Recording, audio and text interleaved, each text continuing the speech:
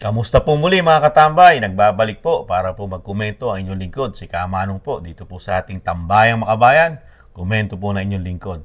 Ito po mga katambay, nung nakaraan po, kanina po, meron po tayong bilag na yung open letter po ng Vice President about po dito sa pinaka-kapitapitagang general mga katambay ng PNP. Si General Marbil dito po sa mga ginawa pong harassment, political harassment sa ating Vice President. Ngayon naman po, siya naman po ngayon na kinukuyog ng mga media mga katambay para po sagutin niya yung yung open letter na binigay ng ating VP o ating Vice President mga katambay. Pero sa kabila nun, tikom ang bibig, tahimik po ang matapang na general. Noong mga nakaraang hindi sumasagot at hindi nagbibigay ng open letter ang ating Vice President. Napakarami niya pong yaw-yaw at interview sa media. Pero ngayon po, nung magsalita na about sa open letter ang ating Vice President, tahimik po. Tahimik. Tumangging magpahayag ang magiting at matapang na general. Painggan po natin sa UNTV ang interview o talagang pilit na gustong interviewin at pilit naman itinatanggi na at nananahimik na po yata ang matapang na general ng PNP po natin ngayon mga tambay. Panoorin po natin dito po sa UNTV at painggan UNTV News mga tambay at komentuhan po natin. Inakusahan ng political harassment ni Vice President Sara Duterte sa Philippine National Police Chief Romel Francisco Marbil sa ginawang pagbawi sa mga pulis na bahagi ng kanyang security detail. Sa isang open letter sa social media, sinabi ni VP Sara na targeted maneuver ang hakbang dahil sakop ng relief order ang mga pulis na matagal na niyang security escorts at nagbantay rin sa kanyang ama na si dating Pangulong Rodrigo Duterte noong 2016.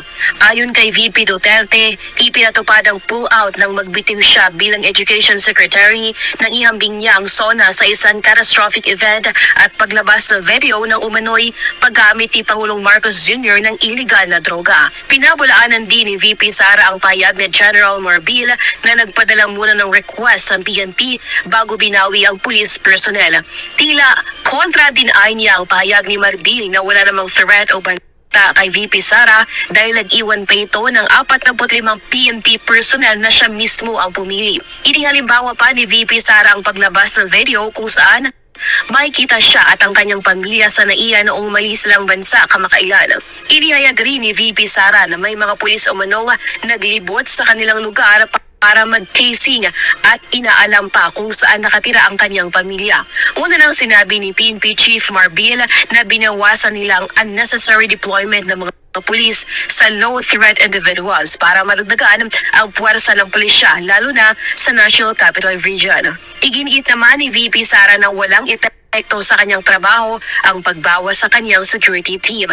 May problema lang umano siya sa anya ay pagsisinungaling ni PNP Chief Marbil tungkol sa dahilan ng relief order at tila palagi ang pagbanggit ni Marbil sa pangalan ni VP Sara sa tuwing magpapa-interview sa media. Sa uli, sinabi ni VP Sara na ibabalik niya sa PNP ang 45 pulis na natitira pa sa kanyang security detail upang makatulong sa paglaban kontra droga at krimen. Samantala, tumanggi namang magbigay ng reaksyon si PNP Chief sa open letter ni VP Duterte. Sir, totoo ba sir nagbigay kayo ng request kasi sabi niya hindi daw kayo nag-request? Sir, any comment lang po? Any comment lang sir? Tumalo sa General Marbil sa pagdinig sa Kamara hinggil sa umano'y extrajudicial killing sa anti-drug war ng Duterte administration ngunit hindi ito nagpaunlak ng panayam sa media. Lelaine Moreno, Yan po mga tambay, ang magiting na general at kapitapitagang pong general na inappoint po ng Pangulong Marcos bilang maging general po ng PNP. General mga katambay. Nakakalungkot lang po mga katambay na wala pala siyang ma-request na dumating sa opisina ng Vice President at talagang puro diskarte niya lang po ang ginawa po ng napaagiting pong general mga katambay. Nakakagulat lang po. Di po ba? Na meron po tayong general na ganyan po ang diskarte. Talagang namumuliti ka na rin po ang general mga katambay. Ngayon po, sa kabila ng lahat ng open letter na pinadala ng Vice President, dahil ito po ay talagang wala po sa rules po ng PNP at ng NAPOLCOM, mga katambay. May rules po ito na hindi sinusunod na isang general na magiting at hindi po inaaral ang batas o ang rules ng NAPOLCOM at mismo yung kanyang pinagtatrabahuang ahensya, mga katambay, ang general. Kaya po siya sunog na sunog po siya sa kahihiyan sa nangyari po sa kanya. At isa pang matinding kahihiyan dito, mga katambay, talagang yung pagtanggal mo ng security. Hindi naman masamang sabihin natin magbawas. Pero yung ginawa mo, masyadong pinulitikal mo ang Vice President ng bansa. Tanggalan mo ng 75 at sinama mo sa pagtanggal yung mga trustee, yung pinagkakatiwalaan niyang napakatagal na nagsisecure sa kanyang buhay at sa kanyang pamilya, mga katambay.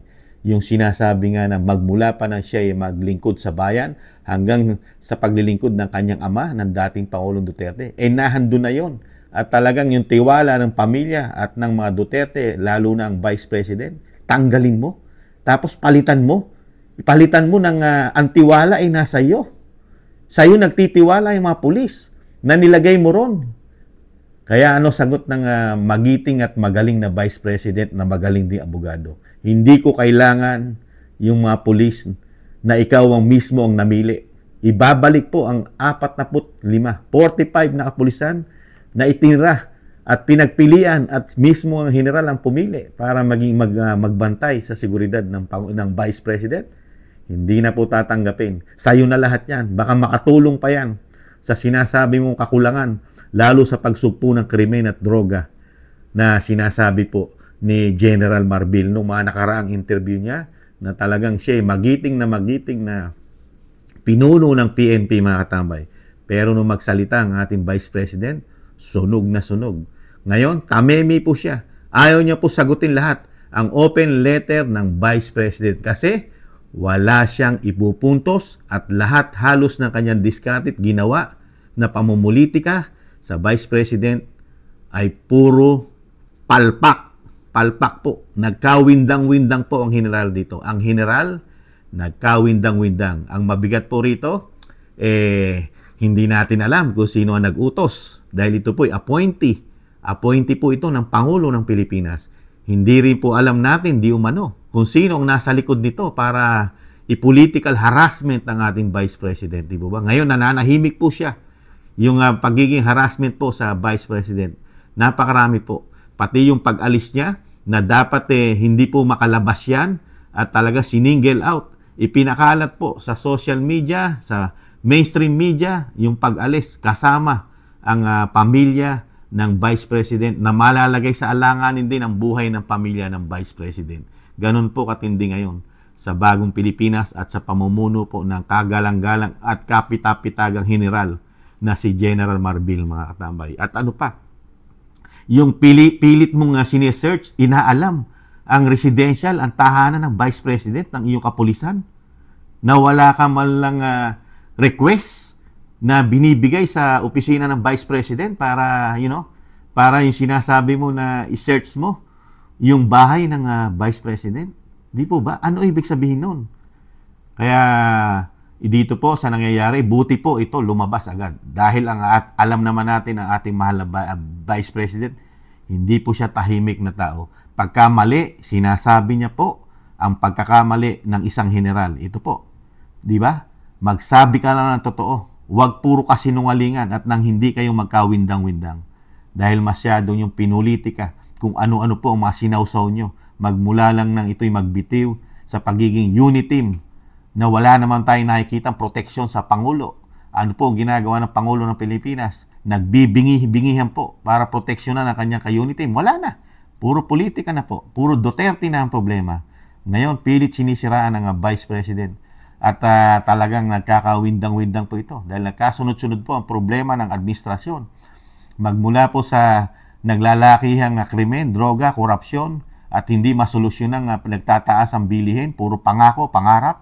Ano pa? Lumabas pa ang pinaka-worst na nangyari sa kasaysayan ng Pilipinas, ang pagiging issue ng kauna-unahang Pangulo ng Pilipinas. History.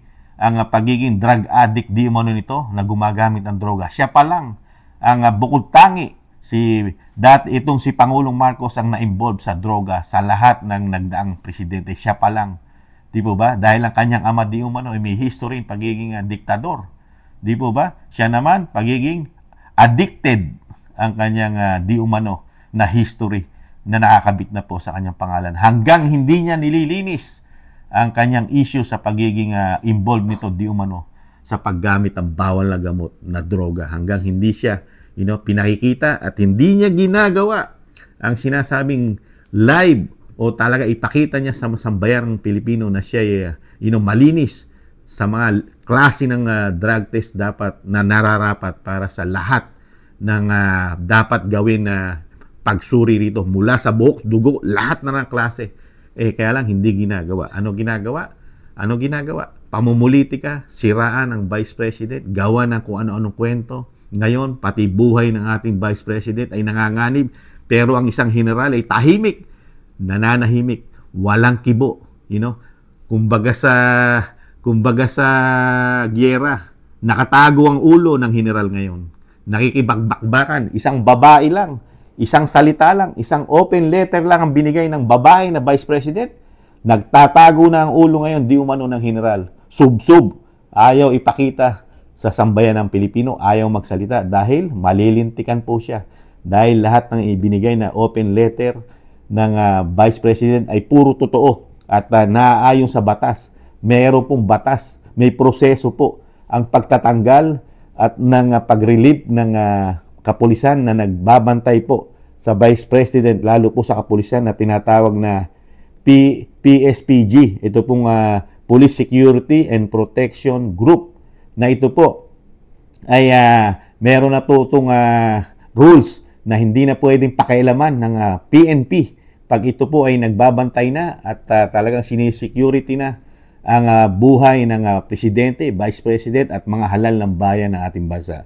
Hindi na nila pwedeng pakailaman na kahit po yung susunod na Presidente, susunod na Vice President, yan na po yun, yung siguridad na hindi mo pwede basta-basta hugutin dahil nga po may rules ang PNP at ang NAPOLCOM, mga katambay, na hindi po yata sinunod ng magaling na PNP chief natin. Yung baga sa binaliwala niya yon, mga katambay. May sarili siyang batas. Kaya nga sinasabi ng Vice President, hindi ka Diyos.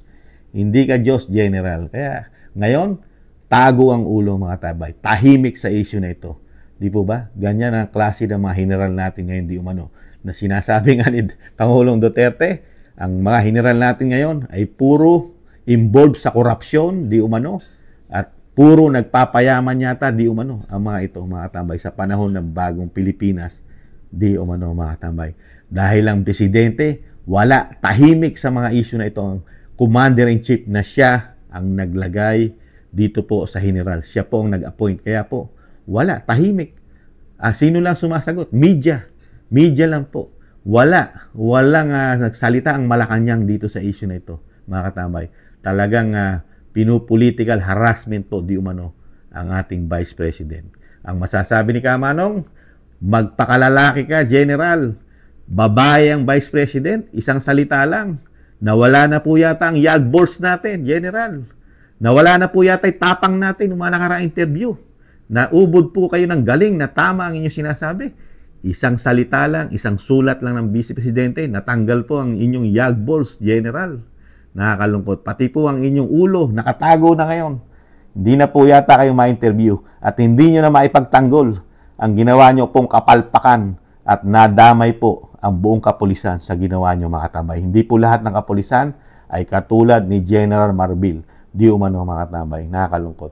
Yan po, mga katambay, ang isang sinasabing matapang na general, lingkod bayan, ngayon, isang Vice President lang po ang nagpaurong ng kanyang yag balls, mga katambay. Muli po, si Katambay Manong po, nag-iwan po. Thank you po sa nakagusto po ng ating maliit na channel, Tambayang Makabayan. At syempre po, hangad natin ang kaligtasan po ng ating Vice President. Ingatan nawa po siya palagi, mga tambay. At proteksyonan po natin, mga Pilipino, si Vice President Sara Duterte. Muli po, paalam. Ingatan nawa. Bye-bye.